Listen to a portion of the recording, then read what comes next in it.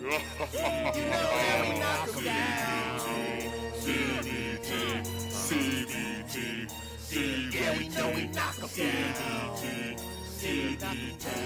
know we knock 'em down. What's good, YouTube? It is your boy Big Cool coming to you from Colossal Boxing Talk. Colossal Boxing Talk is associated with Three Kings Boxing under the Movement umbrella, and I am back with another video. After his unanimous decision victory to win his fourth title in his fourth different weight class, newly crowned IBF Junior Welterweight Champion Mikey Garcia said in a couple of fights we'll see him at 147. And last night, him and Lipinets put on a good fight. Although the win for Mikey was clear, it was still a competitive fight. He was hit with some big shots. He dropped Lipinets in the 7th round with a beautiful left hook. He controlled that fight for majority of that fight. But he's setting his sights on 147, and this is nothing new. He's been talking about this for the longest now. He called out Keith Thurman. He called out Errol Spence. He was even in negotiations to go up to 154 to face Miguel Cotto in his last fight, but that didn't come to fruition. So, Mikey has a lot of options to choose from. He's still the WBC lightweight champion. He still has opportunities to unify titles against Robert Easter Jr., who is the IBF lightweight champion, and the winner of the Jorge Linares Vasil Lomachenko fight, which is going to be for Jorge Linares' 135-pound WBA lightweight title. So, he definitely has his chance to unify like he says he wants to do. But after that, he's definitely looking to move up to 147 and mix it up with the big dogs in that division. And this is what he had to say. What I love is I have all the options. I could go down to 135 to unify the titles, which is what I really want to do. And in a couple of fights, you're going to see me at 147. So there it is. Mikey Garcia has his sights set on some big fights. And I don't know how well he would do at 147. I don't think he'd do too well, especially against the likes of Keith Thurman, Errol Spence, Sean Porter. Those guys are just too big, too physically strong, than Garcia. But who knows, man? When you got that skill, which is Mikey Garcia, who is a very good counterpuncher, very accurate.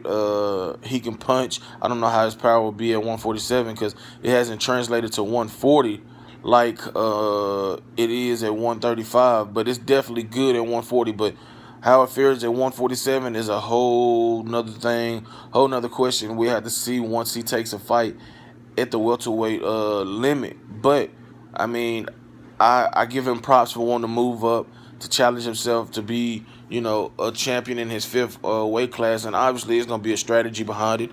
He's not going to just go in there guns blazing with one of the top 3 guys that I mentioned.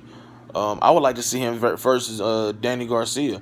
That would be a good fight. That's a winnable fight, in my opinion, for both guys. But, considering he's coming up in weight, I can see him, outboxing Danny, who is not the boxer that Keith Thurman is or that Errol Spence is. He's not that much of a mover, you know what I'm saying? So I definitely could see Mikey beating him.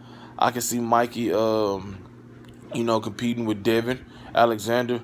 There's a few guys there, you know what I'm saying? Jesse Vargas, who has a fight with Adrian Broner coming up at a catchweight of 144. So, I mean, definitely, if that happens, we'll see somebody that's respectable, get the call. But, like I said, the future of Mikey Garcia and his options are bright. You know what I'm saying? He's a champion in 2 weight, divisions currently, simultaneously as the IBF Junior Welterweight champion. So, he can stay right there as well because Regis Prograis, who was crowned WBC interim champion the night before, Danny won his title, called him out. You still got, Adrian Broner in a potential rematch if Adrian Broner does indeed, win some credible fights and get himself back in position, to compete for a title. Other than that, you got Relic, who is the WBA champion. I can see him trying to unify that title. You know, he defeated Francis Bartholomew last night via unanimous decision. And I think that's definitely a winnable fight for Mikey Garcia. So he got a chance to unify the lightweight, junior welterweight division before he moves up to 147, man. So like I said, it pays to be Mikey Garcia, man. He has a lot of options, and a lot of these fights he definitely you know, could win, especially at 135 and 140. So, you know, we'll see how it plays out. I expect to hear some of his future next month or so. I know he's out of the country now doing some community work, some charity work, I mean, and we'll see. You will see.